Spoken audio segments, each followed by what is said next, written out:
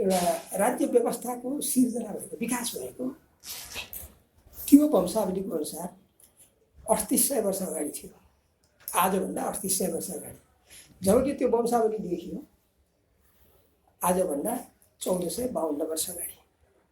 भनेपछि 2400 वर्ष अगाडिको विषयमा त कल्पना बाहेक केही पनि कुरा भएन, केही पनि कुरा भएन त्यो। त्यसैले विद्वानहरूले के गरिदिनु भयो त भने हामीहरू अनुसन्धाता होइनौँ, हामी अरूले तयार पारेका सामग्रीको आधारमा हाम्रो आफ्ना निष्कर्ष निकाल्न रुचाउनेहरू हो, हाम्रो अनुसन्धान होइन। अब त्यो गर्दाखेरिमा भनौँ कि गोपालवंशी राजाहरूमध्ये 5 वटाले लगभग 315 वर्ष जति शासन गरेका। ती राजाहरूको नामबारे मतैक्यता छैन। दोस्रो, गोपाल वंशलाई विस्थापित गरेर महिषपाल वंशले शासन गर्यो। 161 वर्ष 3टा राजाले शासन गरेको, त्यसबारे पनि कुनै मतैक्यता छैन। र 1731 वर्ष 30 जना किराँत राजाहरूले शासन गरेको। किराँत राजाहरूको नाम त आउँछ कि अरू कुनै पनि अभिलेखीय प्रमाणद्वारा पुष्टि हुँदैन। र यहाँनिर एउटा कुरा भनौँ, नेपालमा भाषा त्यति बेलाको बोलीचालीको भाषा के थियो त्यो हामीलाई थाहा छैन। र त्यति बेलाका अभिलेखहरू केही पनि भित्र फेला परेका छैनन्। अब त्यो अभिलेख फेला नपरेको समयलाई हामीले चाहिँ पौराणिक काल भन्छौँ, त्यो पुराणहरूमा उल्लेख भएको हो। र त्यसपछि जहाँदेखि अभिलेख फेला पर्यो, हाम्रो लिच्छवीहरूको राज्य व्यवस्था सुरु भएपछि पनि अभिलेख फेला परेपछि, जस्तो सबभन्दा पुरानो अभिलेख, सबभन्दा पहिलो अभिलेख धनबहादुर र बज्राचार्यको भनाइअनुसार ईस्वी 400 को हाराहारीमा चाबेहिलको धन्डो चैत्यमा राखिएको अनाम महिलाको नाम छैन, महिलाको पनि ती महिलाको राख्न लगाएको एउटा अभिलेख छ। 400 ईस्वी भनेपछि लगभग 1753 वर्ष भयो भने 1753 वर्ष अगाडिदेखि हामीसँग अभिलेख प्राप्त छ। त्योभन्दा पुरानो अभिलेख एउटा अभिलेख केही पनि छैन। पहिलो लिच्छवी राजा भनिएका जयवर्माको शिलालेख, एउटा पूर्ण कदको शिलालेख मालीगाउँमा, सालमिराको मालीगाउँमा फेला परेको थियो एउटा घरको जग खन्दाखेरिमा। त्यो अहिले यहाँहरूलाई रुचि छ भने छाउनीको म्युजियममा राखिएको छ। त्यो पूर्ण कदको मूर्ति छ। त्यो चाहिँ त्यसमा लेखिएको सम्वत 85 भनेर लेखिएको छ। सम्वत 85 भनेको त्यो शक सम्वत हो। र त्यो शक सम्वत भनेको त्यो शक सम्वतमा हामीले हाम्रो विक्रम सम्वतमा अनुवाद गर्दाखेरिमा 242 हुन्छ। 242 को मूर्ति अक्षर छ। त्यसमा अक्षर चाहिँ गुप्त लिपि, त्यति बेला भारतमा चलनमा रहेको गुप्त लिपिको देखिएको छ। तर यो नै यसलाई हामीले पहिलो मानिएका छैनौँ। पहिला त त्यो त्यसमा केही पनि छैन। राजा जयवर्मा त्यतिभन्दा बाहेक मिति, राजा जयवर्मा र मिति लेखिएको छ, अरू केही पनि छैन। अब त्योभन्दा अगाडिका हामीसँग भेटिएका प्रमाणहरू भनेर भन्दा सबभन्दा पुरानो देखिएको यहाँहरू सबैलाई यादै होला, लुम्बिनीमा राजा अशोकले राखेको जुन शिलाभिलेख छ त्यसमा देवताका प्रिय सिद्धार्थ गौतम यहाँ जन्मनु भएको थियो, बस त्यति मात्रै हो। त्यो ब्राह्मी लिपिमा छ। ब्राह्मी लिपि हाम्रो यो भेगमा भेटिएको सबभन्दा पुरानो लिपि हो। त्यसैको परिष्कृत रूप अहिले हामी देवनागरीसम्म आइपुगेका छौँ। अन्त अब गणतान्त्रिक चेतको कुरा गर्दा अब हामीले पहिला देशको कुरा गर्नुपर्ने हो। अन्त हामी जातिवादी देश हाम्रो होइन, हामी देशवादी मानिस हौँ। नेपाल भन्ने देशको नामाकरण अथर्ववेदको परिशिष्टको पूर्व विभागमा अर्थात् ईसा पूर्व 6औं शताब्दीमा नामाकरण भइसकेको छ। त्यति बेलासम्म मानिस बसोबास त गरिसकेका छन् भनेपछि यो हाराहारी 2700 वर्ष भयो। 2700 वर्ष अगाडि नेपाल जातिको, नेपाल भन्ने देशको नामाकरण भइसकेको छ। अथर्ववेदको परिशिष्टमा लेखिएको नेपाल विषय भनेको छ। विषयको अर्थ विद्वानहरूले लाउन सक्नुभएको छैन। कसैले जिल्ला भन्छन्, कसैले के भन्छन्, प्रशासनिक इकाइ भनेछन्। मान्छे नै त्यति नभएको बेलामा प्रशासनिक इकाइ हुने सम्भावना देखिँदैन। त्योभन्दा अगाडि नेपालमा विभिन्न जातिकै मानिसहरू आएर बसेका छन् र जातिको आधारमा ठाउँको नामहरू नामाकरण पनि भएका छन्। जस्तो अफगानिस्तानको विशेष गरी कान्दाहार, त्यति बेलाको कान्दाहार, त्यति बेलाको गान्धार क्षेत्रबाट सकपार्थियनहरू नेपाल आएका छन्। महाभारत अनुसार भन्ने हो भने त्यहाँ त शकुनीको राज्य छ, राजा छ, र राजा कस्तो छ भने वंशानुगत राजतन्त्र छ। त्यति बेला वंशानुगत राजतन्त्र विकास भएको थियो कि थिएन त्यो हामीलाई थाहा छैन। महाभारतमा अब महाभारतबाट त्यो कालखण्डमा यहाँ चाहिँ सकपार्थियनहरू आइसकेका छन्, बज्जी या वृज्जिकहरू आइसकेका छन् र गौतम बुद्धको अन्तिम समयतिर त्यति बेलाको वैभवशाली 22 जनपदको गणराज्य जुन थियो, अर्थात् बज्जी सङ्घ, त्यो बज्जी सङ्घमा चाहिँ बज्जी सङ्घको चाहिँ नेतृत्वदायी भूमिकामा रहेका लिच्छवीहरूको गणराज्य ध्वस्त भइसकेको थियो गौतम बुद्धको अन्तिम समय। अब उनीहरू आएर नेपालमा पहिलोचोटि व्यवस्थित शासन पद्धति सुरु भयो कि भन्ने अनुमान गरिएको छ। र त्यसको बारेमा भनौँ अब एकछिन फेरि नेपालकै नाम सन्दर्भमा जाउँ, हामी राज्यमा जानुभन्दा प्राचीन कालको पुराणकालीन समयमा हामीले भेटेको, हाम्रो पुराणकाल भनेको नेपालको सन्दर्भ मात्र भनिरहेको छु मैले। हामीले जब 4वटा पुराना ग्रन्थहरूमा, पुराना स्रोतहरूमा नेपाल भन्ने नाम भेटेका छौँ। एउटा अघि भने मैले अथर्ववेदको परिशिष्टको पूर्व विभागमा नेपाल छ। त्यसपछि महाभारतको सभा पर्वमा नेपालका राजाहरू द्रौपदी स्वयंवरको लागि पुगेका छन्। बहुवचन छ, यो कुरा याद गरौँ हामीले। राजाहरू भनिएको छ, दोस्रो त्यो सन्दर्भ छ। तेस्रो सन्दर्भ कौटिल्यको अर्थशास्त्रमा नेपालबाट राजकीय स्तरमा सङ्ग्रह गर्न योग्य वस्तुहरू भन्दा आचार्य चाणक्यले 8 पाटे घुमराडी, भिङ्गिसी, यो 2 चिज भनेका छन्। भिङ्गिसीको अर्थ लागेको छैन। यी 2 चिज चाहिँ राजकीय स्तरमा सङ्ग्रह गर्न योग्य भनेको छ। अनि चाहिँ देश बनिसकेको छ। 8 पाटी 8वटा टुक्रा जोडिएको घुमराडी। अब यति हुँदा पनि नेपाल भन्ने देश बनेको छ कि छैन भन्ने कुरा हामीलाई थाहा छैन। र प्राचीन कालमा हामीले पुराणमा होइन, प्राचीन कालमा नेपालमा हामी लिच्छवी काल विशेष गरी अंशुवर्माको समय चाहिँ सुवर्णकाल थियो भनेर भन्छौँ हामी, भन्ने पढाइएको छ हामीलाई। र त्यसमा चाहिँ यो देशको नाम के थियो हामीलाई थाहा छैन। देशको नाम थियो कि थिएन हामीले कहीँ पनि देख्दैनौँ। देशको नाम एकैचोटि मध्य प्राचीन कालमा मात्र आएको छ।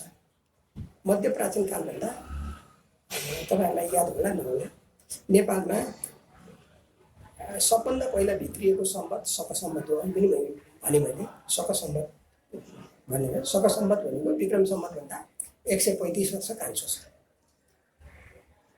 135 वर्ष कान्छो शकसम्वत। अनि त्यसमा त्यो सम्वत पछि विक्रम सम्वत 633मा अर्थात् शकसम्वत 498मा नेपालले एउटा सम्वत उठेको छ नेपालभित्रै। र त्यसलाई हामीले पहिलो पुरानो नेपाल सम्वत भनेर भनेका छौँ। र अहिले नेपाल सम्वत अर्को उठ्यो। पछि त्यो सम्वत 303 वर्ष चलेर 802 शकसम्वतमा फेरि अर्को सम्वत चल्यो, जुन अहिलेको सम्म प्रचलनमा छँदैछ। अनि यी सबै भनौँ न दोस्रो नेपाल सम्मत चाहिँ 20 अक्टोबर 879 उठ्यो, इस्वी 879 उठ्यो भनेपछि यो कार्तिक शुक्ल प्रतिपदाबाट सुरु हुने हाम्रो यहाँ गोवर्धन पूजाको दिनदेखि सुरु हुने, पहिला पनि त्यही नै हो। अब त्यति बेला त्यहाँबाट मात्र हाम्रो देशको नाम चाहिँ नेपाल भन्ने नामाकरण भएको देखिन्छ, प्रमाणकै आधारमा भन्दा। हामीसँग लिच्छवीकालका प्राचीन नेपालका लगभग 250 जति अभिलेखहरू उपलब्ध छन् अहिले आइसकेका, प्रकाशित भइसकेका अभिलेखहरू, र त्यसमा त्योभन्दा अगाडि नेपाल भन्ने नाम लेखेको छैन। र पहिलो नेपाल सम्मतपछि नेपालमा लिपि परिवर्तन भएको छ। लिपि परिवर्तन भएर पुरानो गुप्त लिपिको सट्टा कुटिला लिपि प्रयोग भएको छ। कुटिला लिपि नेपालमा विकसित भएको लिपि हो भनेर भनिन्छ। स्वरूप अलिकति मात्र परिवर्तन छ, झन्डै जसो उस्तै छ। त्यति बेलासम्म सुन्दाको आविष्कार भएको छैन। 10 लेख्नु पर्यो भने छुट्टै अक्षर छ, छुट्टै अङ्क, एकलाई त ढर्को नै छँदैछ। तपाईँहरूको लागि यो अलिकति रुचिकर होला कि यो गणतान्त्रिक क्षेत्रभन्दा अलिकति पर भनेको चिज हो। तैपनि हामीसँग संसारमै सुन्दाको विकासै भएको छैन। सुन्दाको आविष्कारै नभएको बेलामा त्यो कुनै अचम्मको कुरा भएर, जस्तो अहिले पनि रोमन अक्षरमा हामी 9सम्म जाँदाखेरिमा त्यसका आफ्ना बानाहरू छन्। 10मा जाँदा त हामी 1 र 0 त लेख्दैनौँ नि, यक्स लेख्छौँ नि होइन। 20 लेख्नलाई 2टा यक्स लेख्छौँ र 50मा पुगेपछि 5वटा यक्स लेख्न गाह्रो भयो, अनि यल लेख्छौँ हामी। अझैसम्म पनि त्यो चलन छँदैछ। भनेपछि त्यो थिएन। अब नेपालमा राज्य व्यवस्था स्थापना गर्ने को हुन् भन्दा विद्वानहरू र हाम्रो पनि ठहर के हो त भने, नेपालमा राज्य व्यवस्था स्थापना गर्ने पहिलो कुरो त राज्य देश कसरी बन्छ भन्ने कुरा नै आयो।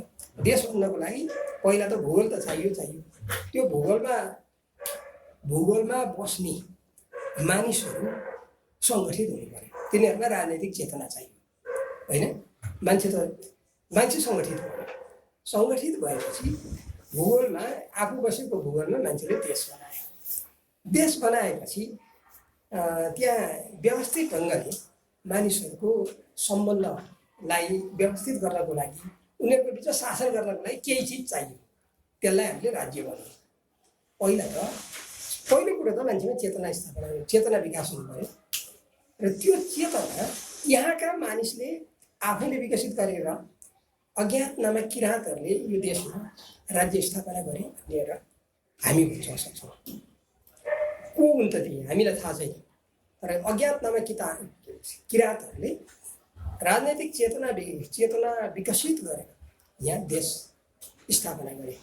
र देश कसरी स्थापना भयो त?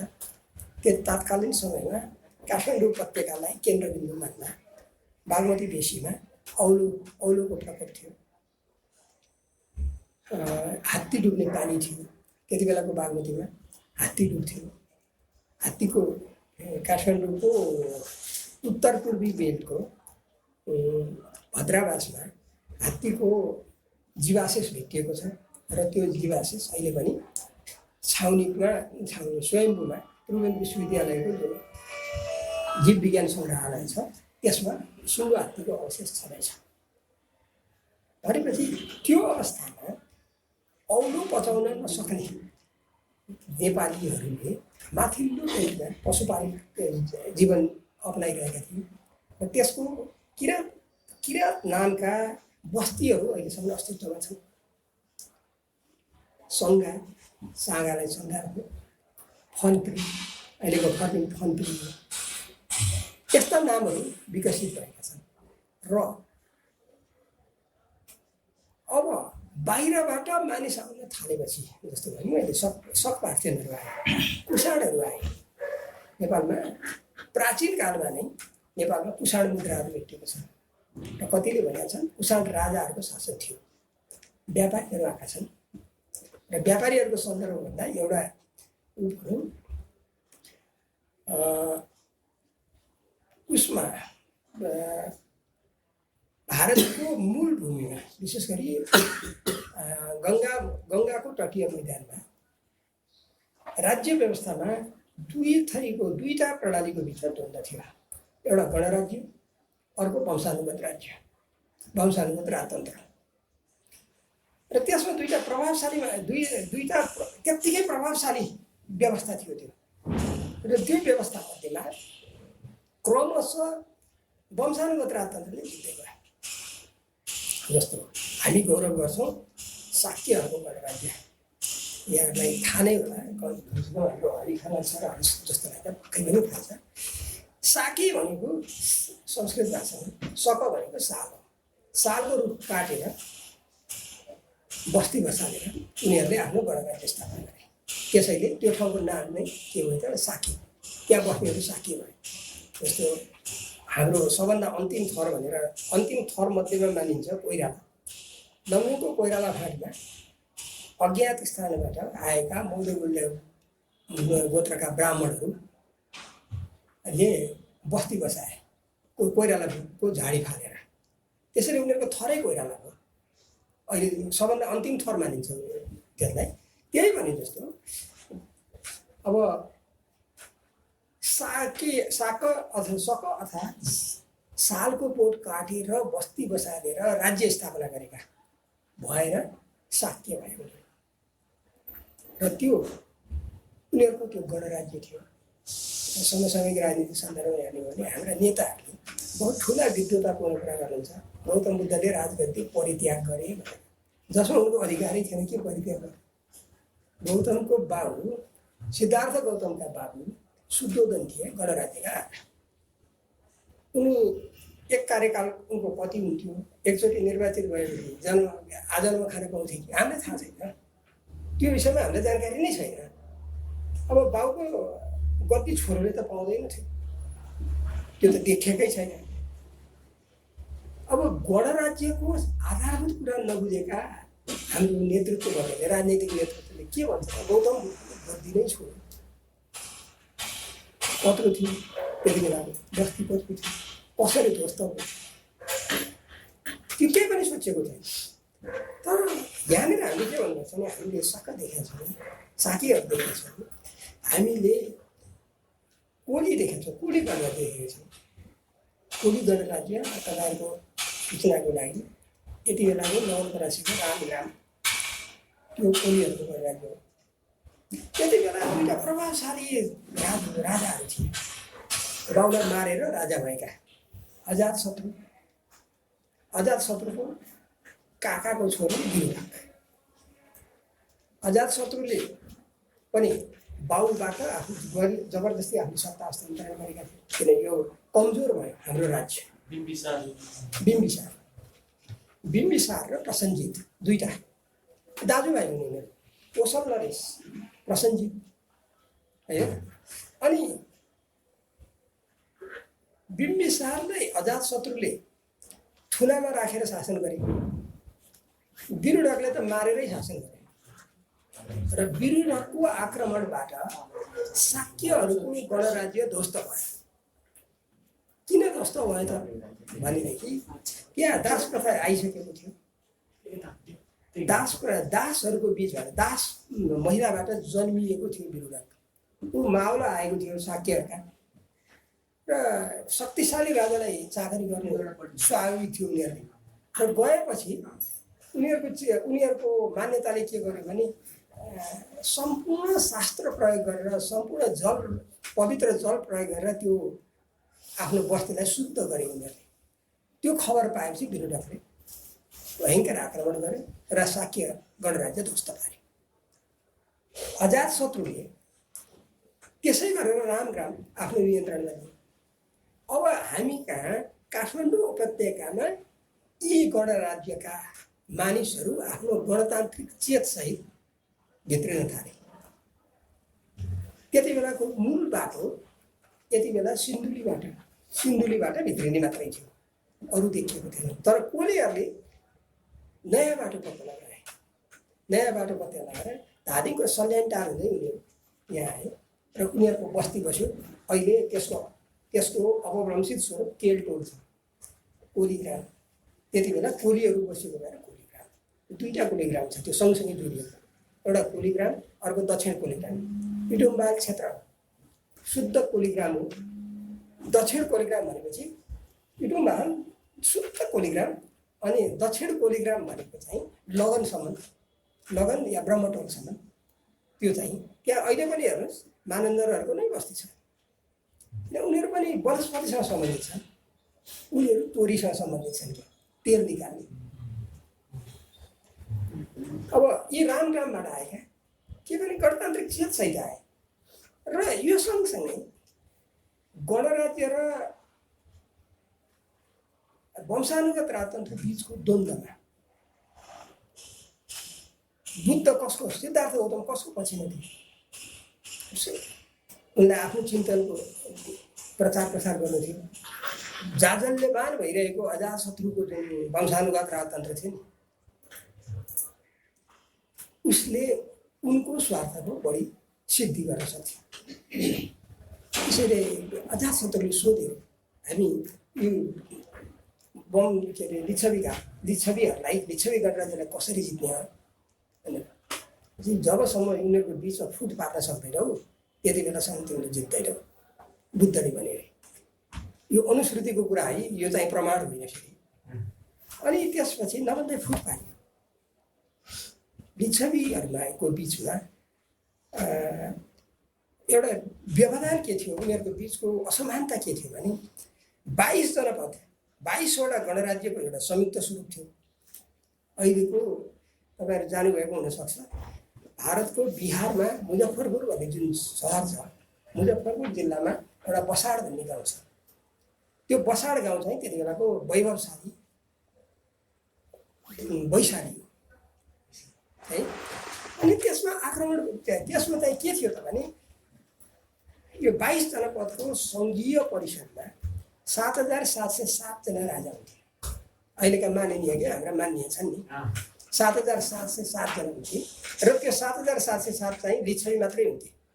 त्यसमा बज्जी पनि पाउँदैन थिए, कोली पनि पाउँदैन थिए, शाक्य पनि पाउँदैन थिए, कोही पनि हुँदैन थिए। हुने चाहिँ लिच्छवीहरू मात्र हुन्थे। त्यहाँ विभेद त भित्र छँदै थियो। विभेद त देखि गयो। राजा भन्ने पद उनीहरूले मात्र पाउँथे र उनीहरूमध्येमा एउटा नेता हुन्थ्यो र हामीले थाहा पाएको अन्तिम नेता चेटक हो। र चेटकलाई अजातशत्रुले आफ्नो महामन्त्री पद पनि अफर गरे, धेरै सम्पत्ति पनि अफर गरे। चेतक आफ्नो गणतान्त्रिक चेत भएर स्युत भइगयो। नभएपछि विशाल सेनाले आक्रमण गरे, फुट गराइयो। शाक्य एकातिर लागे, कोली अर्कोतिर लागे, मल्लहरू अर्कोतिर लागे, ध्वस्त भए। त्यसपछि चेतक त्यहाँ आक्रमण गरेपछि चेतकले सकेसम्म गरे, नसकेपछि आफ्ना बान्धव लिच्छवीहरूलाई जो चाहिँ रणगुल्ल परेका थिए के गर्ने भनेर उनले उत्तर देखाइदिए। उत्तर अर्थात् यति बेलाको काठमाडौँ उपत्यका देखाइदिए। यो चाहिँ यो वनदुर्ग र गिरिदुर्ग भन्छौँ कि हामी, वनै घेरिएको दुर्गको रूपमा, किल्लाको रूपमा, र गिरिदुर्ग त हुँदै चारैतिर अग्ला पहाडहरू छ। अनि यहाँभित्र बाहिरिया मान्छेले सामान्यतया आउने त्यति कसरतै गर्दैन नि, के छ थाहा छैन नि। अनि यो यता देखाइदिएर उनी चाहिँ चेटक इनारमा हाम फालेर मरे र लिच्छवी गणराज्य ध्वस्त।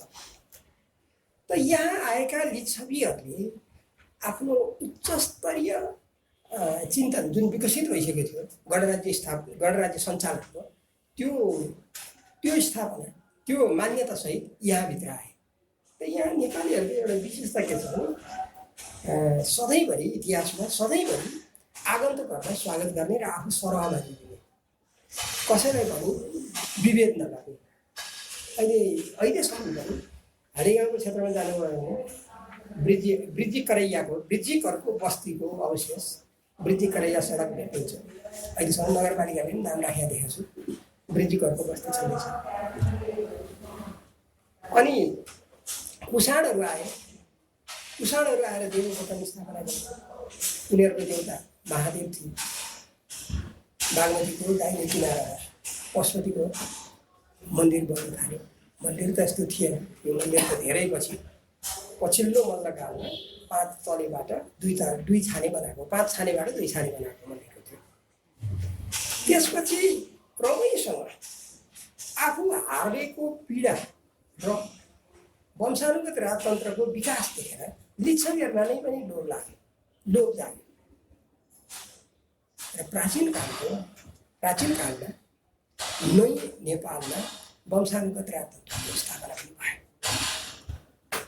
अब गणतान्त्रिक चेत यहाँभित्र जब राज्य व्यवस्था चाहिँ आगन्तुकहरू आएपछि झन् सुव्यवस्थित हुँदै गयो, त्यो बेला गणतान्त्रिक चेत मानिसहरूमा यति धेरै नसामा प्रभावित भइरहेको थियो कि सुरुको राज्य व्यवस्था त पूर्वमा किराँतहरूको गणराज्य होइन, पश्चिममा मल्लहरूको गणराज्य र केन्द्रमा लिच्छवीहरूको गणराज्य को रूपमा विकसित भयो। किन लिच्छवीहरू सबभन्दा धेरै सुसंस्कृत थिए कि उनीहरूले पढेका थिए, उनीहरूलाई ज्ञान थियो र अघि मैले नाम लिएको चावेलको धन्डो चैत्यमा राखिएको भेटिएको जुन एउटा अज्ञात नामक महिलाले राखेको चाहिँ अभिलेख छ, त्यो अभिलेख धनबहादुर बज्राचार्यले प्रकाशित गर्नुभएको नेपालको लिच्छवीकालीन अभिलेखहरू त्यसको 1 नम्बरको अभिलेख हो। त्यसमा लगभग 250,000 जति अभिलेख होला।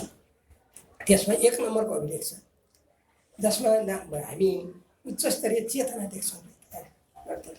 महिला स्वतन्त्रता, सम्पत्तिमाथि अधिकार त आइसकेको छ मान्छेको। उनले हामीले अहिलेसम्म डेसिफर गर्न नसकेको, छुट्याउन नसकेको मानिका भनेको छ उनको भागलाई। मानिका भनेको के हो, मुरी हो कि माना हो कि थाहा छैन। त्यो चाहिँ 50 मानिका भने सम्भवतः 50 मुरी हाम्रो इकाइमा त्यही नै होला। त्यो चाहिँ त्यति कुत आउने जमिन बुद्ध सङ्घलाई उनले दान दिएका छन् र न राजाको नाम लेखाएकी छन् त्यति बेलाको, न आफ्नो पतिको नाम लेखाएकी छन्, न छोराको नाम लेखाएकी छन्, महिलाले दिएकी छन्। त्यो लेभलको त्यो चेत चाहिँ भनौँ न त्यति बेला वृषदेवले के गरिदिएछ भने वृषदेवले चाहिँ गणराज्य ठिक छैन भन्ने, अब वंशानुगत राजतन्त्रमा गयो र उनले धर्म परिवर्तन गरे। वृषदेवको पालासम्म बुद्ध धर्म नेपालको राजकीय धर्म छ र उनले छोराको नाम शङ्करदेव राखे र शङ्करदेवलाई राजा घोषित गरे। नेपालीहरूको चेतले दिएन, विद्रोह भयो। विद्रोहको लागि त्यति बेलाको भौगोलिक, यति बेलाको इन्टरनेटको जमाना त भएन। त्यति बेलामा चाहिँ यो भौगोलिक परिस्थितिले गर्दा दूरी त छँदै थियो नि, समयको दूरी भइ नै आएको थियो। त्यसैले विद्रोहको लागि समय लाग्यो। पूर्व र पश्चिम दुवैतिर विद्रोह भयो र मानदेवको प्रसिद्ध उसको चाङु नारायणको अभिलेख, त्यसमा चाहिँ के भनियो भने पूर्वका सहसामन्त र पश्चिमका मल्लहरूलाई पराजित गरियो। त्यसपछि वंशानुगत राजतन्त्र निकै बलियो भयो। त्योभन्दा अगाडिका चरणहरू हेर्दा हामीले गणतान्त्रिक चाहिँ चर्को देख्छौँ। त्यसपछिका चरणमा पनि त्यो धमधमी बाँकी छ। धमधमी कतिसम्म बाँकी छ त भने अघिल्लो मल्लकालमा जयस्थिति मल्लभन्दा अगाडि 2 जना महिला, तपाईँले अध्ययन गर्नुभएको छ, 2 जना महिला नेपालका राजा हुन्। पुरुष प्रधान समाज मात्र छैन, 2 जना महिला छन्। महिलालाई अधिकार लिच्छवी कालमा दिइएको छ। लिच्छवी काल भनेको वैशालीका लिच्छवीहरूमा दिएको छ। नेपालमा आएर जब वंशानुगत राजतन्त्र स्थापना भयो त्यसपछि हामीले 3टा अभिलेख भेटेका छौँ जसमा चाहिँ स्त्री कर लागेको छ, महिलामाथि कर लागेको छ, महिला भए बापत कर तिर्नुपर्ने प्रणाली विकास भयो र त्यो प्रणालीको विरुद्ध महिलाहरूको विद्रोहको कुरो गरेको छ। हामीले किन तिर्ने भनेपछि समानताको कुरा आएको छ त्यहाँनिर। अनि त्यसपछि शक्तिशाली सामन्तहरूले, शक्तिशाली सैन्य नायकहरूले राजाको छोरो मात्रै राजा हुनुपर्छ भन्ने छैन, राजा आफू अरू मध्येबाट नै बनाउन सकिन्छ भन्ने चिन्तन अगाडि सारेर लिच्छवी वंशमा लिच्छवीहरूलाई नै राजा बनाउँदाखेरि पनि राजाको छोरो राजा होइन, अरू कुनै लिच्छवीलाई बनाइएका उदाहरणहरू हामीले प्राचीन नेपालमा भेटेका छौँ। र यसको पूर्णता चाहिँ नेपालमा विदेशी अतिक्रमण बढेपछि समसामयिक सन्दर्भ भन्यो भने नेपालमा गणतन्त्र रहन्छ कि रहँदैन भन्दा पनि विदेशी हस्तक्षेप बढेपछि विदेशीहरूको प्रभुत्व बढेपछि हुनसक्छ कि राजा नरहरदेवको नाम सुन्नुभएको छ भने तपाईँहरूले पक्कै पनि सुन्नुभएको नाम भृकुटी छ। भृकुटी नेपालको वंशावलीमा नेपालका कुनै पनि अभिलेखमा कहीँ पनि भृकुटीको नाम भेटिँदैन। तिब्बतको निलो वंशावली भन्छौँ हामी, ब्लू एनल्स भन्छौँ। ब्लू एनल्समा नेपाल सरङचङगम्पु सम्राट सरङगम्पुले नेपालको राजा गोचा नाम गोचा छ, गोचाको छोरीलाई आफ्ना भित्रिने रखुटी बनाए। शब्द त्यति नै। श्रीमान देवीले त्यो कुरालाई प्रचार गर्यो र नेपालीहरूले गौरव गर्न जान्ने हाम्रो त ठुलो कुरो। त्यसैले हामीले के भन्यो भने त्यहाँ त हरित तारा भेर एकदम देवत्व प्राप्त गरिन् भन्न थाल्यो है। त्यो कहिले त भने श्रीमान देवीको होइन त 19औं शताब्दीका मान्छे हुन् त, अस्ति भर्खरका ले नेपालले हिँड्नु। अब त्योलाई हामीले गौरव गर्यौँ। यो अस्ति भने सामन्तवादले हामीले यो पढायो। म त सामन्तवादको विद्यार्थी हुँ, सामन्तवादले पुस्तक लेखेको छु, नेपालको राजतन्त्रबारे अलिकति पढेको छु, लेखा पनि छु। अब यो त्यति बेलादेखि छोरी बेच्ने चलन नेपालमा सुरु भयो।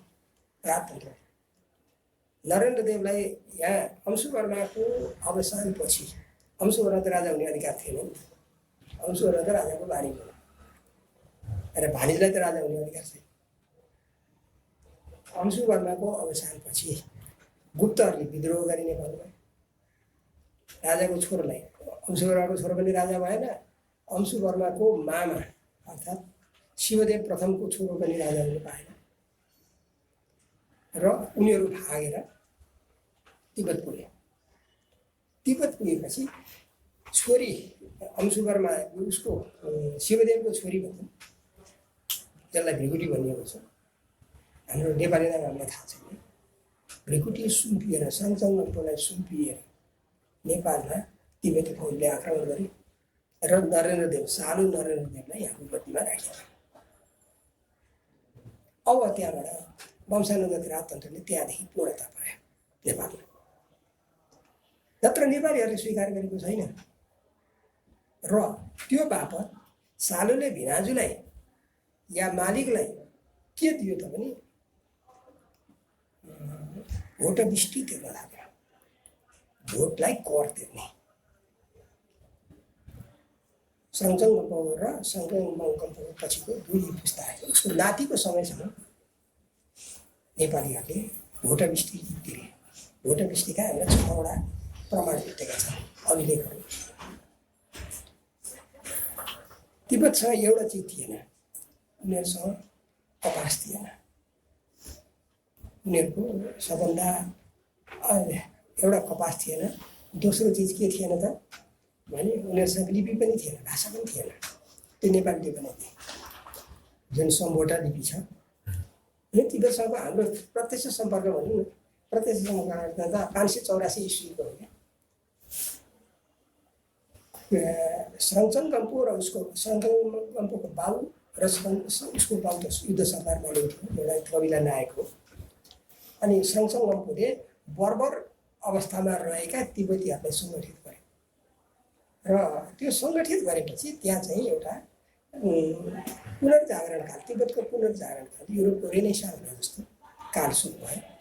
त्यसमा कुटी र केरो जस्ता ठाउँहरूमा बस्ती विकास भयो र मान्छेको स्वभावको सामान्य मान्यता के त भने सम्पन्नता आएपछि बाहिर चाहिँ के छ भनेर हेर्न चाहने कि होइन, टुरिज्मको पोटेन्सियल त्यसरी बढ्ने न हो।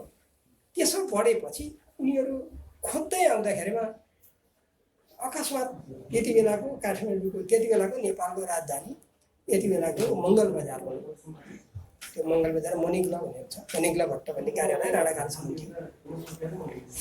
त्यहाँ आइपुगे, भाषा नबुझ्ने अघि एक किसिमका जङ्गली मानिसहरू त्यहाँ आइपुगे र तिनीहरू चाहिँ श्रमसन गम्पुको अब क्याबिनेटको चाहिँ एउटा ठुलो मान्छे थोङमी भन्ने मान्छेको नेतृत्वमा आएका रहेछन् र मात्रै बाटो खुल्यो। नत्र हाम्रा सर्वज्ञाता पण्डितहरूले के भनेका थिए भने हिमालबारी के छ भन्दाखेरिमा देउता बस्छ।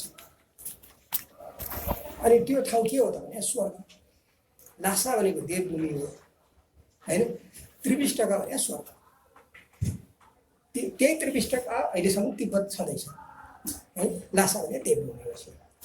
अब जान नसक्ने ठाउँलाई एउटा आडम्बरमा राखिदिएपछि त सजिलो हुने भयो। अब यो चेतले के गर्यो त अब हामीलाई गणतान्त्रिक चेत भनेर मैले भन्दाखेरिमा हामीभित्र जन्मेको चेत होइन। यो मान्छेको सामान्य ज्ञानै नभएको बेलामा के हुन्छ, सबै मान्छे बराबर त हुँदैन होइन। त्यसलाई पुष्टि गर्नको लागि त्यति बेलाको वंशानुगत राजतन्त्र विरुद्ध आएका, वंशानुगत राजतन्त्रले ध्वस्त पारेका आयुधदेवको नेतृत्वमा सल्यानटार धादिङको बाटो काठमाडौँ आएर अहिलेको विष्णुमतीको माथिल्लो भेगमा अलि उचाइलो ठाउँमा बस्ती बसाएका कोलीहरू, त्यहाँबाट आएर धोबीखोलाको उचाइलो ठाउँमा, धोबीखोलाको पश्चिमी साइडमा माथि उचाइलो ठाउँमा चाहिँ बस्ती बसाएका वृज्जिकहरू, अनि बागमतीको सेरोफेरोमा आफ्नो कुल देवताको स्थापना गरेर पहिलोचोटि पाको इँटाको प्रयोग गरेर ढल बनाएर बस्ती बसाएका शक पार्थियनहरू जो अफगानिस्तानबाट आएका थिए, उनीहरूले लिएर आएको चेत के थियो त? उनीहरूले लिएर आएको चेत सबै मानिस समान छ, राज्य मिलेर चलाउनुपर्छ। यो गणतान्त्रिक चेत लामो समयसम्म नेपालमा रह्यो र यो गणतान्त्रिक चेतले के गर्यो त भने बुढानी गण्डदेखि यसलाई अतिशयोक्ति जस्तो लाग्छ, तर यति बेलाको बुढानी गण्डदेखि गोदावरीसम्मको 1 लाख घरहरूको बस्तीको कल्पना पुरा आयो। त्यसको केन्द्रबिन्दुको रूपमा विशाल नगर, जसमा तिब्बती यात्रुहरूले उल्लेख गरेको वैभवशाली कैलाशको भवन, जसमा चाहिँ पानीका फोहराहरू सुनौलो गोहीको मुखबाट निस्किरहेका छन्।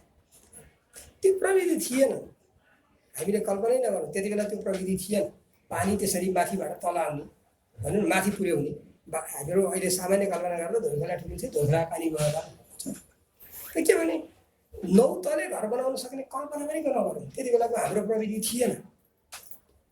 भयो के त भने हाँडी गाउँको बस्ती र तलको सत्यनारायणको मन्दिर भएको जुन खोलाको फाँट छ नि, त्यहाँको बिचको जुन उचाइको फाइदा छ नि, त्यसबाट लिएको देखिन्छ। र त्यहाँ त्यो ठाउँमा हामीले पहिलो एउटा, मैले वेदनामा कुनै बेला लेखेँ अलिकति, यो पहिलो विद्वत परम्पराको, राजतन्त्रको होइन, विद्वत परम्पराको प्रशस्तिमा श्री कृष्णद्वैपायन व्यासको प्रशस्तिमा एउटा अभिलेखै राखियो। अहिलेसम्म छँदैछ। एउटा ढुङ्गाको चारै पाटामा लेखिएको भेटिँदैन। त्यहाँ चारै पाटामा अद्वैत वेदान्तको उल्लेख गरेर, त्यो शङ्कर भाष्यभन्दा अगाडिको थियो, फेरि अनुपरम भन्ने लेखियो र अहिलेसम्म कायमै छ। त्यो चाहिँ गुप्त लिपिमै छ। त्यो चेत जुन देखिएको छ, यो चेत बिरला कोटिका ठाउँहरूमा देखिएको छ। भनौँ रोमन एम्पायरभन्दा धेरै पछिको हो, मोहनजोदारोभन्दा धेरै पछिको हो, र तर पनि त्यो चेत देखिएको छ। र त्यो चेत कसरी यहाँ ट्रान्सफर भएको छ भने अहिले पनि हामी सोच्न सक्छौँ, अफगानिस्तानबाट मानिस यहाँ कसरी आउँछ आइपुग्यो। कल्पना गरौँ न, 1.5 करोड वर्ष अगाडि रामापेथिकस्ता भेटियो नि नेपालमा आएको होइन। दुईवटा बङ्गारा भेटियो रामापेथिकसको, नरवानरहरू हाम्रो हिसाबले। अब यो भूगोलले के गर्दो रहेछ भने अफगानिस्तानबाट नेपालसम्म आइपुग्दा ठुलो नदी, सङ्गठित रूपले ठुलो भयो क्या, घना भइसकेको नदी पर्दैन क्या, साना साना नदीहरू पर्छन्, बहुत सजिलोसँग आउन सकिँदो रहेछ। जस्तो आर्यवर्तका आर्यहरू नेपालभित्र छिर्दा नि कोसीको बङ्गालो काटेर गएन कि कोसी त ज्यादै ठुलो छ नि त त्यसैले त्यतातिर द्रविड भेटिए होइन जस्तो राजवंशी धिमाल यिनीहरू द्रविड हुन् संस्कृतमा द्रविड भनेको धनी के सम्पन्नलाई धनी भनिदिए अब त्यहाँ त्यो भेगमा आर्यवर्तका आर्यहरू आइसकेपछि हुलका हुल आएपछि उनीहरूले आफू सँगसँगै वंशानुगत राजतन्त्र पनि लिएर आए त त्यो आउनुभन्दा अगाडि जति आएका छन् जस्तो उत्तरबाट दक्षिण लागेका किराँतहरू आङ्ग्लेय नस्लका भनौँ न मङ्गोलोइड मूलका मानिसहरूले आफूभित्र के लिएर आए शासन पद्धति नै ल्याएनन् एउटा सानो बस्ती बनाए बस्तीभित्रै चलाए ठुलो कुनै भएन अहिले पनि कविला जाति या भनौँ किपट प्रथामा उनीहरू रमाइरहेका छन् यहाँनिर एउटा कुरा सम्झौँ हाम्रो सरङचङ गम्फोले नरेन्द्रदेवलाई गद्दीमा राख्नको लागि नेपालको राजा बनाउनको लागि आक्रमण गर्न पठाएको सेना मध्येमा नि घोडा चढेर आएका सेनाहरू तामाङहरू उनीहरू तिब्बती सेना हो उनीहरू मर्सेनरी हुनु भनौँ न विदेशमा आक्रमण गर्न आएका र उनीहरूले तामाङ भनेको धेरै भुतको घोडा भन्दाखेरि है छिटछिटो कुद्न सक्ने यहाँका मानिसहरूले त चिनिया यात्रा वृत्तान्त अनुसार भन्ने हो भने गोरु जोत्न जानेका थिएनन् काठमाडौँ उपत्यकामा गोरु जोत्न जानेका थिएनन् यहाँका मानिसहरूले निरक्षर थिए औषधिमूलकको काम चाहिँ असाध्यै सिपालु थिए भनेर लेखेको छ उनीहरूले अरू जानेका थिएनन् भनेपछि उनीहरूलाई आवश्यकै थिएन किन यो सेल्फ सफिसियन्ट इकोनोमी थियो खानको लागि पर्याप्त मान्छेले जानेको त्यति मात्रै थियो है यहाँ कहिले पनि गाई काट्नुहुन्छ कि हुँदैन भन्ने द्वन्द्वै भएन किन आवश्यकै थिएन कि सजिलोसँग जङ्गली जनावर मिठो सानो है आफैलाई पुग्ने चाहिँ जनावर पाउने छन् किन गाई काट्नु परेन न खानु न छ यहाँ त्यो द्वन्द्व नै भएन मूल भारतमा त्यसको बारेमा ठुलो द्वन्द्व भयो यहाँ यज्ञ इत्यादि कहिले पनि भएन जबसम्म आर्यवर्तबाट आर्यहरू आएनन् नि किन त्यसको लागि मान्छे सम्पन्न थिएनन् कि आफैमा सेल्फ सफिसियन्ट इकोनोमी चलाएकोमा सम्पन्नताको लागि त अरू नै चिज चाहिन्छ भनौँ न शोषणको माध्यम चाहिन्छ र यहाँनिर हामीले गणतान्त्रिक चेतको सबभन्दा ठुलो उदाहरण के देख्छौँ भने यो पनि प्रमाण होइन जातक कथा अनुसार जब शाक्य गणराज्य चाहिँ ध्वस्त भयो त्यसपछि आएका लिच्छवीहरू यहाँ आए लिच्छवीहरूसँगै शाक्यहरू आए त्यो विभिन्न चरणमा आएपछि यहाँ आएका व्यापारीहरूसँग शाक्यहरूले प्रश्न गरे ती सिद्धार्थ गौतम कहाँ छन् हामी यहाँ यस्तो गाह्रो बसेर जीवन बिताइरहेछौँ हाम्रो बारेमा सोध्दैन भनेपछि सिद्धार्थ गौतमले आफ्ना 5 जना प्रमुख शिष्यमध्ये एक भन्ते आनन्दलाई शाक्यहरूको बारेमा बुझ्नलाई पठाए उनी व्यापारीहरूसँग आए सार्थवाहहरूसँग आए ती सार्थवाहहरूको उपस्थितिको एउटा प्रमाण टेवाहालमा अझै पनि सूर्यमूर्ति छ व्यापारीहरूलाई अहिले पनि छ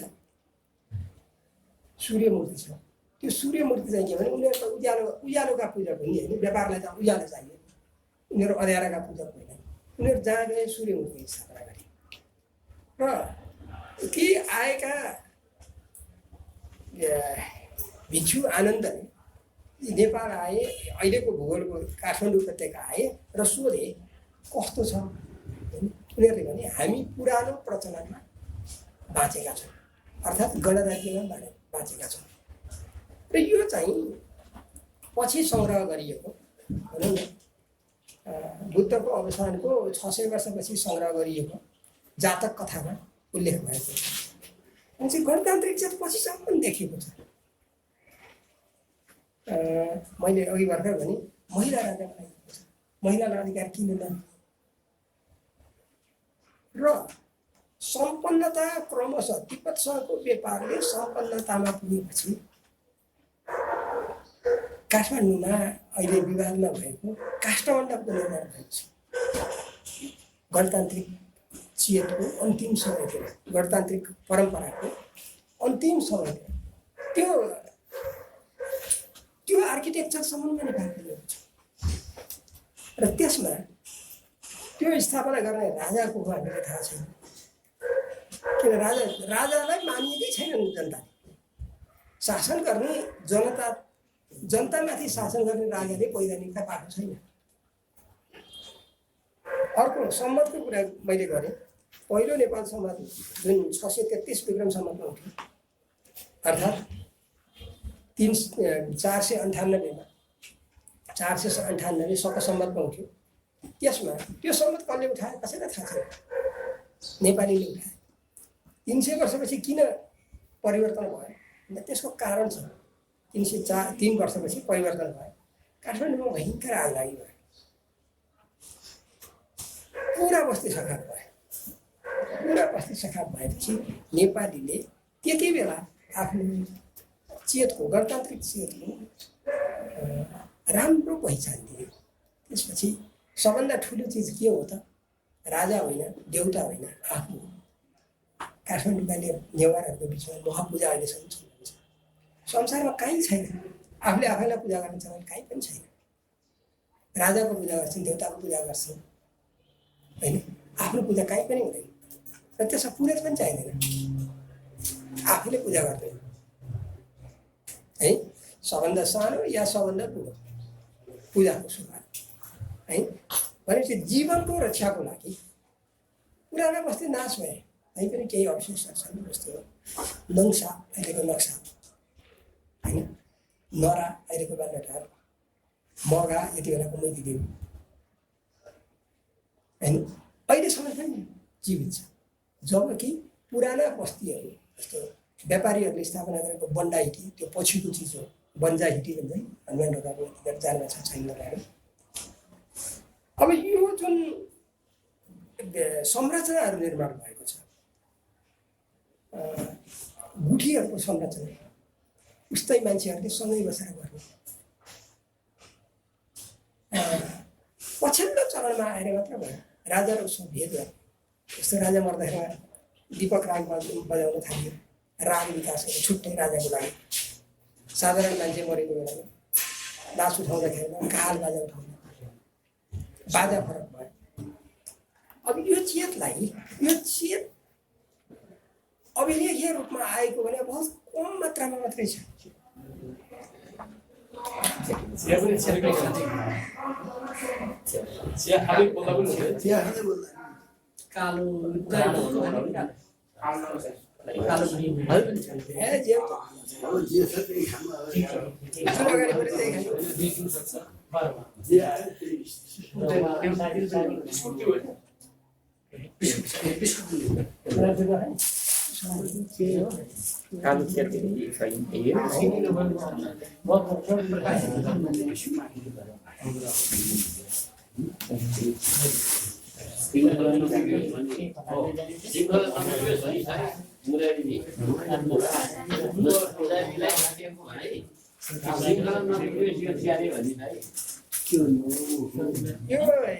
यो मैले भन्दा नि साथीहरुको सामान्य अनौपचारिक कुराकानी हो। यो कुनै श्रृङ्खलामा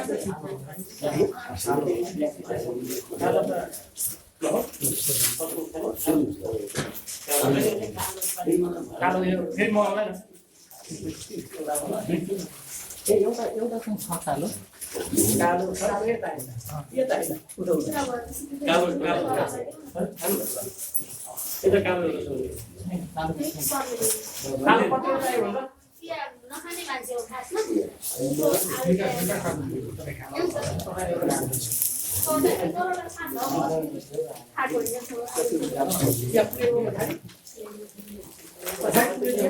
कालो पनि छ त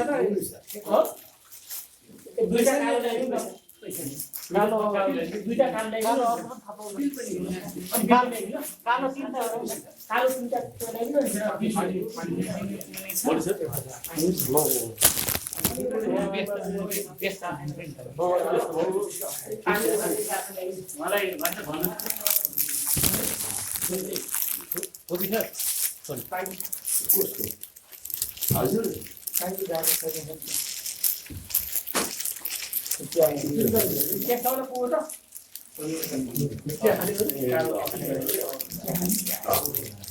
अहिले आउनु पर्यो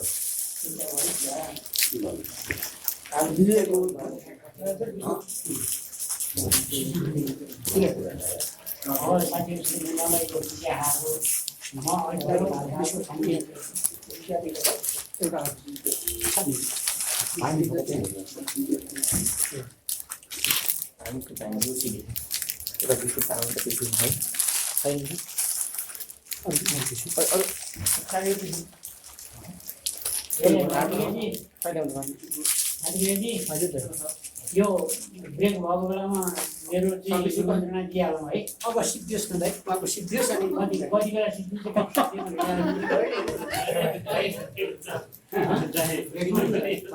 अब दाइ सिधै मेरो सूचना नसुनिकन सूचना सुन्ने सूचना पाइन्छ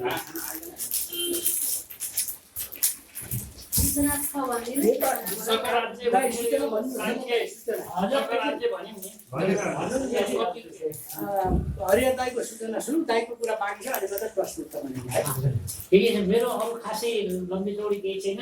मेरो दुईटा किताब विमोचन हुँदैछ साथीहरू भोलि 1:15 बजे त्यहाँ रत्न राज्य उच्च माध्यमिक विद्यालय रहेछ सेन्ट्रल बानेश्वरमा मध्य बानेश्वरमा। त्यहाँ तपाईँहरूलाई सादर निमन्त्रणा छ। 1:15 बजे आउनु होला। त्यो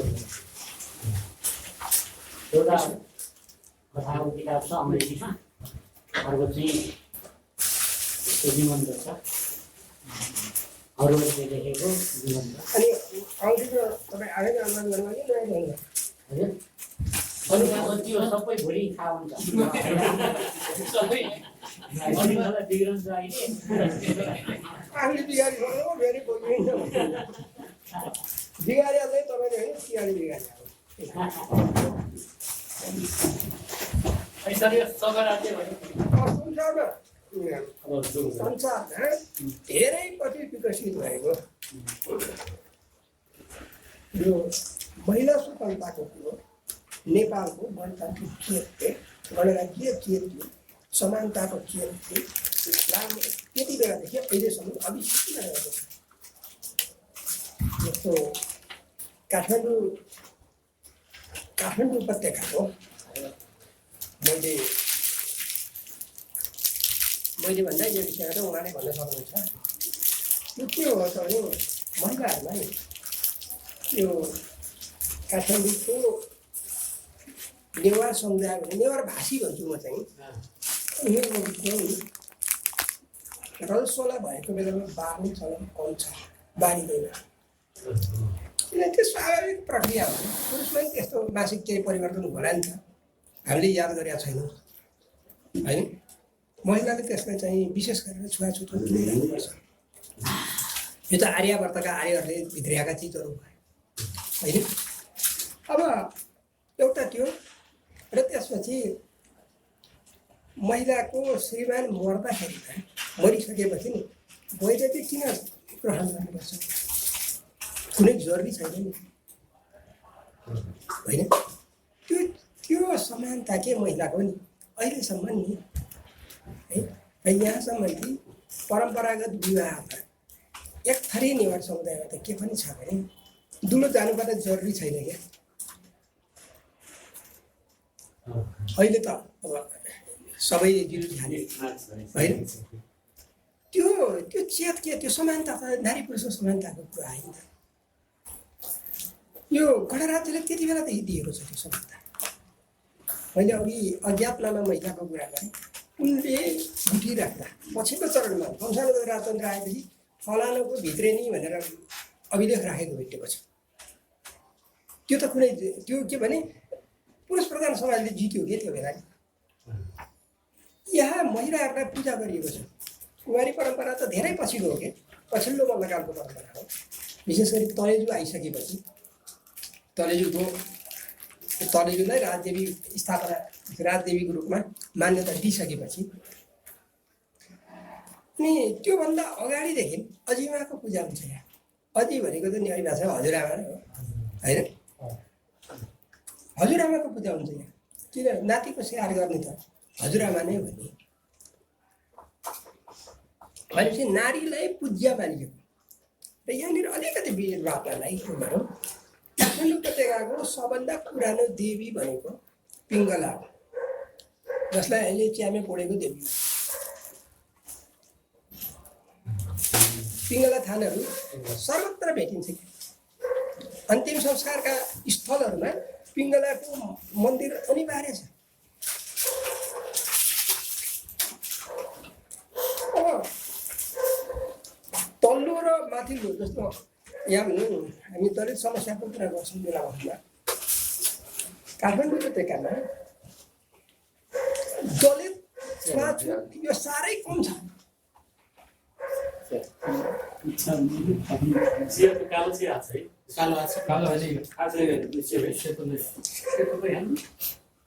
कोही थप्ने चियाका पारा एउटा त मै थपिहाल्छु तपाईँ एउटा लिनुहुन्छ पुरा चाहिँ मैले दिसौँ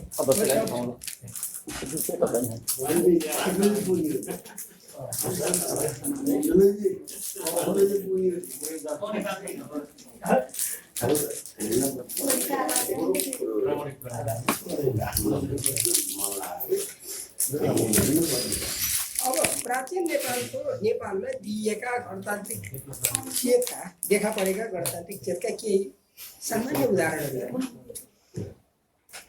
एकजना महिला आभिरी भन्ने महिलाले पशुपतिमा एउटा अनुपरमेश्वर भन्ने शिवलिङ्ग स्थापना गरेको छ त्यो अहिले पनि हेर्न सक्छौँ हामी त्यसमा उनले त्यति बेला यो आर्यावर्तका आर्यहरूको मान्यता अनुसार लोग्नेको नाम लिन नहुने होइन लोग्नेको नाम काट्न नहुने उनले कति बाठो कायदा गरेकी छन् भने नि चेतनाको स्तर हेर्दाखेरिमा उनले के गरेछन् भने त्यो मन्दिरको नाम अनुपरमेश्वर राख्यो किन राख्यो त ती अनुपरम ती मानिस हुन् जसले सत्यनारायण त्यो व्यास स्तुति लेखेका छन् कि पतिको नाम त काटियो नि कहिले अनुपरमेश्वर भन्ने बित्तिकै त्यो फेरि एकदम घोषित रूपमा म आभिरी यो अनुपरमेश्वर शिवलिङ्गको स्थापना गर्दछु भनेर घोषणासहित उनले स्थापना गरेकी छन् अब यो वंशानुगत राजतन्त्रले यो कुरा दिँदैन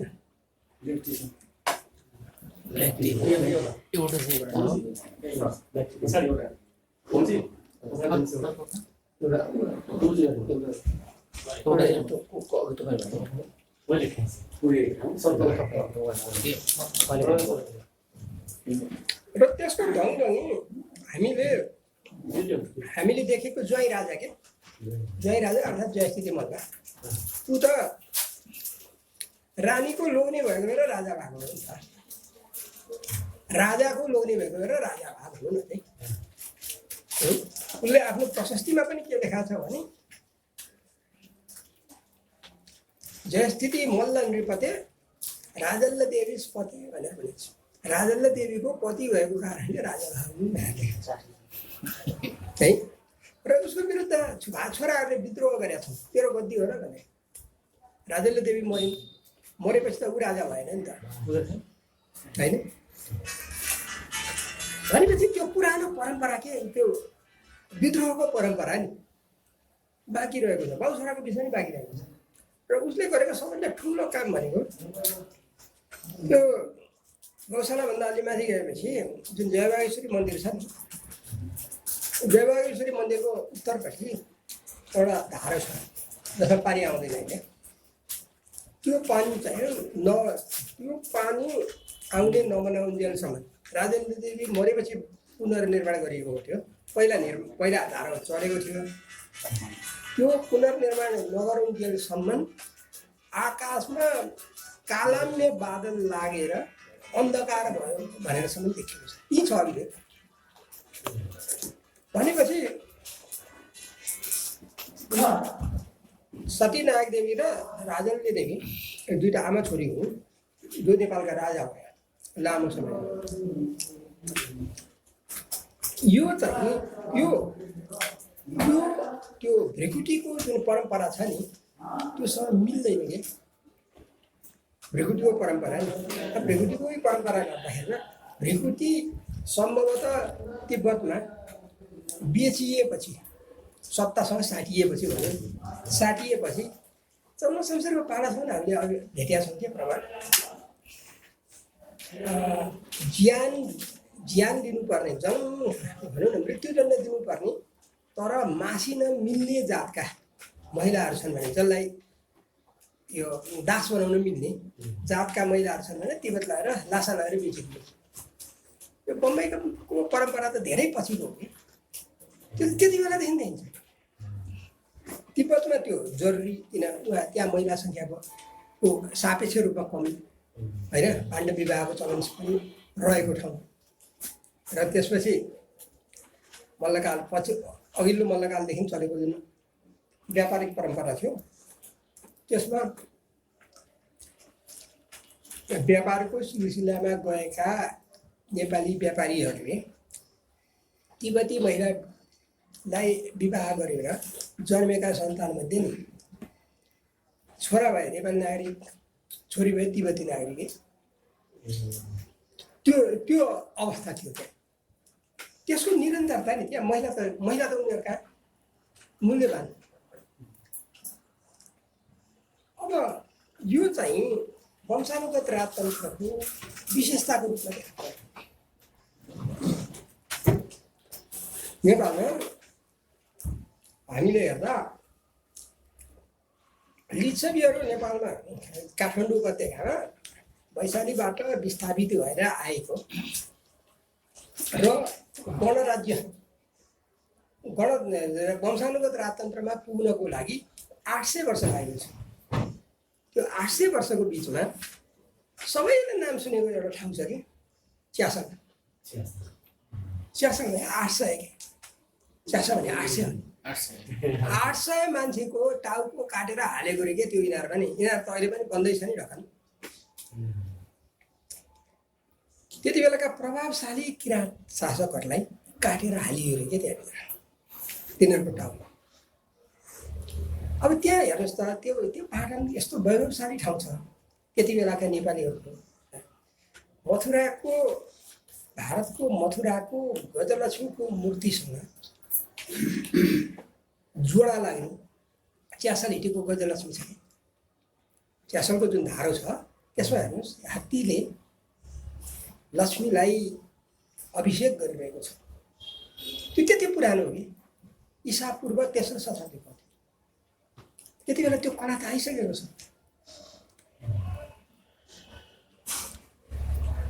हामी गाउँको श्रीलक्ष्मी जसमा नेपाली कलाकार किन ढुङ्गाको मूर्ति त त्यसलाई त्यहाँ इन्डियामा बनाएर बोकाएर त ल्याएन नि यिनीहरूले साडीको मुजासम्म देखेको छ अब यो त के भने हामी देख्ने भन्दा नि लैनसिंह बहादुरले जे लेखे त्यही भन्ने त हो नि होइन हामीसँग स्रोत के छ त्यो फुटेको उसमा त्यो अध्ययन त लैनसिंह बहादुरले गरेको छ नि के बाबा उसले गरेको राम्रो कुरालाई किन नसक्ने होइन त्यो श्रीलक्ष्मी भन्छौँ त्यसलाई अहिले त्यो फुटेको हामी गाउँमा तपाईँहरू जानुभयो भने एउटा पिपलको बोटले छोपेको मन्दिर छ कि त्यो मन्दिर थियो त्यो चाहिँ त्यहाँ सडक बनाउँदा एउटा फुट्यो तर फुटेपछि पनि लैनसिंह बहादुरको प्रयासले त्यो म्युजियममा पुगेको छ म्युजियममा हेरेँ मैले जस्तो जय वर्माको भने नि जय वर्माको त सौलो छ मूर्ति घरको जग खन्दाखेरि पनि निस्केको थियो अब त्यहाँ राजा जय वर्मा भनेको छ अब राजा लिच्छवीकालको 7707 राजाहरूमध्ये त्यसलाई नेपालको राजा उसको महाभारतको सभा पर्वमा द्रौपदी बिहा गर्न पाउँछु कि भनेर पुगेका नेपालका राजाहरू बहुवचन छ है नेपालमा त्यो गणतन्त्र त्यहाँनिर स्थापित भएको छ उनीहरूको मान नै लिच्छवीहरूले दिने जस्तो राजा ती राजालाई अहिलेको हाम्रो राजाले राजाको रूपमा हेर्न भएन अरूको नेपालको खाली उपत्यकाको मात्र कुरा गर्यो भन्नलाई त मैले सकबाट सुरु गरेको छु जनक हामीलाई के सिकायो भने राजा जनक भनेको छ जनक भने के त जनक भनेकै राजा हो त 14वटा जनक छन्, जसमध्ये सीताको बाबु भनेको त शिरध्वज हो नि त होइन। जनक परम्परामा 14जना राजा छन्। कोही हाम्रा इतिहासकारहरूले केसँग बनाइदिएका छन् भने के अरे राजा श्री 5 द्रव्य शाह भनेर भन्छ, श्री 5 राम शाह भनेर छन्, श्री 5 पृथ्वीनारायण शाह भनेर छन् होइन। कस्तो अपभ्रंशित गराइयो भने नि श्री 5 पदवी कहिलेदेखि आयो नेपालमा, कसले दियो एकचोटि हेरौँ न त्यो होइन। गिरवाड युद्ध विक्रमको पालामा कबरदार भोटुपाडीले राखेको एउटा अभिलेखमा पशुपतिमा छ त्यो अभिलेखमा 5वटा श्री लेखेको छ। त्योभन्दा अगाडि त 3टा श्री छ क्या तिनीहरू। द्रव्य शाह त कहाँबाट 3टा श्री पनि छैनन् त्यसो। हामी गहिरिएर पढ्दै पढेनौँ गणतन्त्रको बारेमा अध्ययन गर्नुपर्ने हामीले थियो। हामीले अर्काबाट यताउति जोडजाड गरेर सापट लिएर नि म तपाईँहरूको अगाडि ठुलो मान्छे भनिदिएँ, विद्वान हुन्थ्यो होइन के त्यो कुरो है। अध्ययन भएन हाम्रो गणतन्त्रको बारेमा यति सबै कुरा गर्नको लागि। योभन्दा गहिरो ढङ्गले जान सकिन्छ होला है, तर कसले गर्ने? अहिलेको संस्कार के भयो भने बाबुराम भट्टराई र प्रचण्डले भनिदिए है त्रिभुवन सहदेव भत्केछ यहाँ त आमानी भनेर स्तब्ध भएर। किन स्तब्ध हुने हो? सामन्तवादमा त्यस्तो रक्तरञ्जित खेल त भइरहन्छ त होइन। जस्तो नारायणजी दरबारकै कुरा गर्दा अलिक प्रसङ्ग गयो होला, तर चासोको विषय हो यो। नारायणजी दरबार नि त्यहाँका शासकहरू कोही पनि, त्यहाँका बासिन्दा कोही पनि स्वाभाविक मृत्यु मरेको छैन। त्यो दरबार पहिला जङ्गल ठकुरी जयप्रकाश मल्लको समयमा उसकी स्वाहिनीसँग लाग्यो भनेर पछि जयप्रकाश चाहिँ पुरासैनी भन्ने घोडा चढेर आएपछि यिनीहरूमा आम फालेर मऱ्यो। त्यति बेलाको चौतरिया अर्थात् प्रधानमन्त्री। त्यसपछि काशीरामले पायो त्यो, काशीराम थापाले, पलाञ्चोके थापा चाहिँ लाई जयप्रकाश मल्लले नुवाकोट गाँस्न पठाएको थियो पृथ्वीनारायण शाहबाट, सकेन, भागेर फेरि पलाञ्चोकै बस्यो। पछि यहाँ 16 श्राद्धको बेला श्राद्ध गर्न आएछ, जयप्रकाश मल्लले काट्यो त्यसलाई, त्यो पनि मऱ्यो होइन। त्यसपछि अलपत्र परेको दरबार थियो, त्यो चाहिँ पृथ्वीनारायण शाहले जितेपछि शिवराम सिंह बस्नेतको गर्वेट गुरु छोरो थियो, त्यसलाई चाहिँ दियो, दान दियो। त्यो चाहिँ राजेन्द्रकी कान्छी स्वास्नी राज्यलक्ष्मी काशीमा निकालिएपछि, जङ्गबहादुरले निकालेपछि त्योलाई चाहिँ त्योसँगको बात लाग्यो र त्यो मान्छे काटियो, शिवराम सिंह बस्नेतको। त्यसपछि त्यो दरबार कसलाई दियो? पुष्कर शाहलाई दियो। पुष्कर शाह प्रधानमन्त्री भयो, नेपालको चौतरिया भयो। त्यो पुष्कर शाह चाहिँ निसन्तान थियो, त्यो त्यसै मऱ्यो। र त्यसपछि फतेजङले पायो, फतेजङ कोतपर्वमा काटियो। फतेजङ काटिएपछि त्यो दरबार उसलाई दियो, जङ्गबहादुरले आफ्नो ठुलो कान्छो भाइ रणदेवलाई दियो, रणदेव सिंह कुँवरलाई। रणदेवलाई उसको भतिजोले त्यहीँ मार्यो। त्यसपछि वीर शमशेरलाई एउटा दरबार चाहिएको थियो आफू बस्नलाई। अब के गर्दा भनेपछि त्यो दरबार चाहिँ नारायणजी दरबार जगैदेखि भत्काएर आफूलाई दरबार बनाएको। कसैले सुनाइदिएछ यो त भुता दरबार हो नि, मरिन्छ यहाँ त भनेर चाहिँ मरे, त्यही राजा मरोस् भनेर पृथ्वी विक्रमलाई लगाएर राखिदिए। र पृथ्वी विक्रम चाहिँ जलग्रहले मऱ्यो क्या, अल्प समयमै मऱ्यो। पृथ्वी विक्रमको छोरो त्रिभुवनको मृत्यु स्वाभाविक होइन, बाहिर मरे पनि। त्यसपछि महेन्द्र त उसको पनि मृत्यु स्वाभाविक होइन, वीरेन्द्रको त वंश विनाशै भयो। नारायणजी दरबारसँग जोडिएको कुरा के छ त भने यसलाई फेरि यो परिकल्पना नै भए पनि सोच्नु के पर्छ भने नारायणजी धारो जुन छ नि, त्यो धारो किम्बदन्ती अनुसार धारा बनाइयो, पानी आएन। पानी आउनुलाई त स्रोत हुनु पऱ्यो नि त होइन, स्रोत नभएको ठाउँमा पानी, त्यो पानी कहाँबाट आउँछ त? छैन त स्रोत त त्यहाँ त। त्यसपछि 32 लक्षणले युक्त भएको मान्छेको बोली दिएपछि आउँछ भनेर भनियो।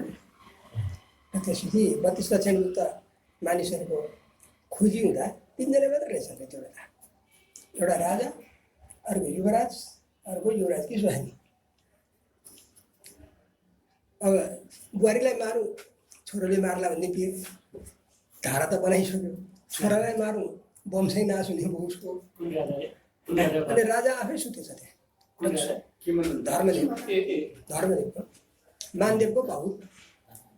अनि त्यसपछि मानदेवलाई उनले ल यो त्यहाँ चाहिँ एउटा भूत सुत्दो रहेछ, त्यो भूतले गर्दा पानी नआएछ, त्यसलाई चाहिँ तैँले मुख नहेरिकन राति गएर काटिदिनु भनेर भन्यो यो किम्वदन्तीमा। अनि मानदेव राति गयो, नभन्दा भूत सुतिरहेको रहेछ सेतो कपडा ओढेर, अनि त्यसलाई काट्यो। काटेपछि त्यहाँबाट औँसा झर्न थालेर के भने, औँसा भने किरा है, औँसा झर्न थाल्यो। अनि हेर्दाखेरिमा त बाउ पो रहेछ। अनि त्यो त्यहाँ अहिले पनि हेर्नुहोस् न, नाग छ नि त्यहाँ, नाग उल्टो फर्किया छ क्या, पछाडिपट्टि फर्किया छ। त्यो बनाएकै त्यस्तै क्या, किंवदन्तीलाई पुष्टि गर्नु त केही त चाहियो नि त, फट्याइ त गर्नै पर्यो त्यहाँनिर। त्यसपछि बाउ नै काट्ने को मुख त के हेर्नु भनेर ढुङ्गाको नाक पनि उल्टो फर्कियो। यो सबै के भने किंवदन्ती कसले गराउँछ भने नि, सामन्तवादले जसको औचित्य छैन के, आफ्नो औचित्य पुष्टि गर्न सक्दैन नि, त्यसले यस्तै किंवदन्तीहरू बनायो। नारायण रेड्डी त्यो धारो त्यही नै हो। त्यो के भने अब लिच्छवी कालमा अहिले मैले अब यहाँ नेवारी बुझ्ने साथीहरूलाई भनिरहनु परेन, तु भनेको त उखु हो नि त होइन। उखु यहाँ टुसाल धेरै छन् क्या नि काठमाडौँमा नि, पहिला धेरै उखु खेती हुन्थ्यो। लिच्छवी कालमा बस्तीहरूमा टुपेक टुसाल त काफी छन् है। उखु निचोरेर रस्ता बनाउनु पऱ्यो नि त है। हुँदा टोखा अहिलेसम्म टोखा छ, त्यो लिच्छवी भयो कालिम्पोङ बस्तीको। त्यहाँ चाहिँ त्यहाँको चाकु त अझै पनि त प्रख्यात छ नि। त्यहाँ अहिले उखु छैन, तर के भने अन्तबाट लिएर आएर पनि पेल्छन् नि त्यहाँ है। त्यो नामले नै प्रख्यात छ क्या। अब ती बस्तीहरूमा कालान्तरमा टुकुचा त अहिले फोहोर खोला फोहोर नालाको पर्याय भयो होइन। कुनै बेला त उखु खेती हुने भएको बेला त्यो उखुको सिँचाइ गर्ने ठाउँको रूपमा खोला नालाको रूपमा नै विकसित थाल्यो। अब यी अप्ठ्यारा कुराहरू हुन्, तर यीसँग त्यति बेलाको चेतसँग सम्बन्धित छन् क्या। अब नेपालमा गणराज्य, नेपाललाई बागमती बेसीलाई नेपालको पर्याय मान्दाखेरिमा नेपालमा गणराज्य लगभग 800 वर्ष चल्यो। लगभग 800 वर्ष चल्यो। त्यो 800 वर्ष भनेको एउटा लामो कालखण्ड हो।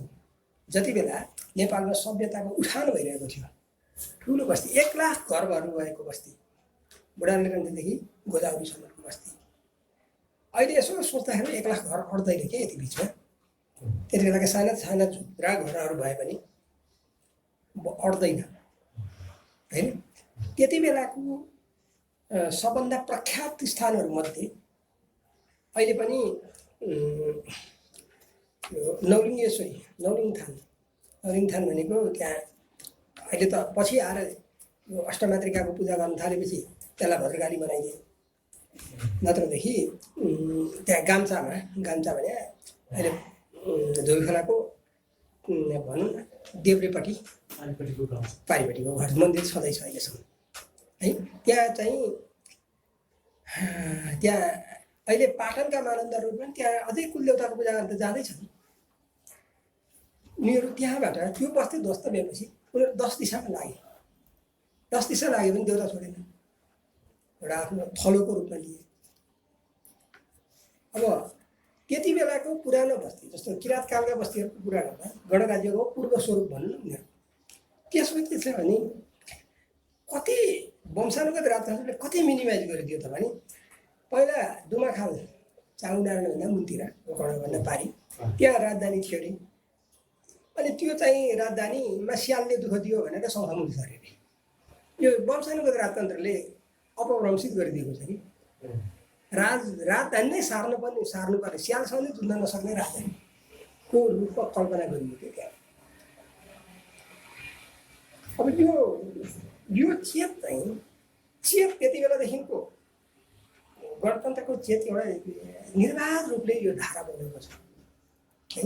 अहिले जे आएको छ भनौँ अघि भने नेपालमा पहिला मानदेवको पालामा या लिच्छवी कालमा राजाको लागि आदरार्थी शब्द जब राजतन्त्र आयो उसले महाराजाधिराज भएको नेपालको पहिलो महाराजाधिराजदेखि त महाराजाधिराजदेखि त अंशुवर्ण हो। त्योभन्दा अगाडि त गणराज्यको धङधङ्गी नै बाँकी छ। उता भट्टारक मूल शासकको रूपमा आएको छ राजाहरू।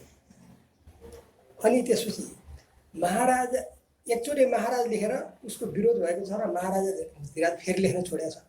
फेरि सर्वशक्तिमान भएपछि उसले क्वाइनमा चाहिँ महाराजाधिराज लेख्या, उसको प्रशस्तिमा छैन। तर त्यति गर्दा पनि उनीहरूले के देखेको छ त भने देउताकै आड्लेको छ।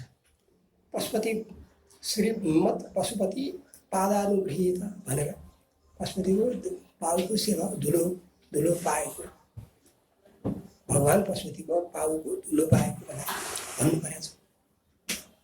राजाको पल नलिकन देउताको पल नलिकन राजतन्त्रले स्थापना गर्नै सकेका छैन। त्यो बेला श्रीको चलन छैन। आदरार्थी शब्द भनेको जय हो। जय पछिसम्म आयो कि पहिला श्री आयो एकचोटि, श्री भट्टारक भने श्री त्यसपछि छोडियो, श्री छोडेर जय आयो। जस्तै जय अर्जुन देव, जयार्जुन देव, जय स्थिति मल्ल, जय प्रकाश मल्ल होइन। अनि श्रीबाट दुईटा श्रीमा गए अर्कोचोटि। अनि त्यसलाई ब्राह्मणहरूले क्लासिफाई गर्थे दुईटा श्रीसम्म। श्रीहरूले लेख्न नपाउने गरेको थियो पहिला, श्रीको प्रशस्तिहरूले पाएको छैन। जब शक्तिशाली सामन्तहरूले श्री आफूलाई पनि जोड्न थाले, राजाले दुईटा श्री लियो। त्यसपछि कृष्णनारायण शाहको पालासम्म आउँदा तिनवटा श्री, श्री श्री श्री श्री मन्दिरपति श्री पृथ्वीनारायण शाहदेव। देव भनेपछि देउता त जोडी नै हाल्यो उनीहरूले, सबै राजाले जोडे। अनि त्यसपछि मल्लकालमा आएर जय आयो। अन्धकार युग भनेर सुनेको अब हामीले मल्लकाल भनेर भन्दा यो नेपाल सम्वत सुरु भएपछि त नेपाल सम्वत यो दोस्रो नेपाल सम्वत सुरु भएपछि त्यो चाहिँ राजा के भन्छ राघवदेवको पालामा सुरु भएको छ। र गणतान्त्रिक चेत कति बढ्ने छ त भने त्यो सम्वतको नाममा राजा जोडिएको छैन। त्यति बेला ताम्बुल सम्वत भनिएको छ, पछि गएर पशुपति भट्टारक सम्वत भनिएको छ। र शङ्खदेव शाखवालको यो अतिशयोक्तिपूर्ण कल्पना गरेपछि यो कतैबाट नमिल्ने बालुवा सुन बनाइएको छ त्यहाँ होइन। बालुवा सुन भएर ऋणमोचन गरेर अनिखेरि शुभ साहित्यको बालुवा सुन उठाएको सुन त्यो खोलामै किन सुन भएर भनेर कसैले प्रश्न गरेन कि। शुभ साहित्य त खोलामा नि त थियो नि होइन। घरमा लगेको बालुवा चाहिँ सुन हुने, त्यो डोकोको पिनमा बचेको बालुवा पनि सुन हुने, खोलामै भएको सुन दिनु हुने, खोलामै बचेको चाहिँ बालुवा त्यो त कसैले पनि प्रश्न गरेन। र हाम्रो बानी के भइदियो त भने सामन्तवादले दियो भने त्यो सकार दिने क्या। त्यसले गर्दा गणतान्त्रिक चेत कमजोर भएको, तर धारा अविच्छिन्न धारा छ। अविच्छिन्न धारा अहिलेसम्म छँदैछ। र यो अहिले आएको गणतन्त्र के हो थाहा छैन, यो त अर्को सामन्तवाद देखिया छ। तर पनि यो नेपालीको स्वस्थ मुटु भएकोले यो परम्परा चाहिँ कायम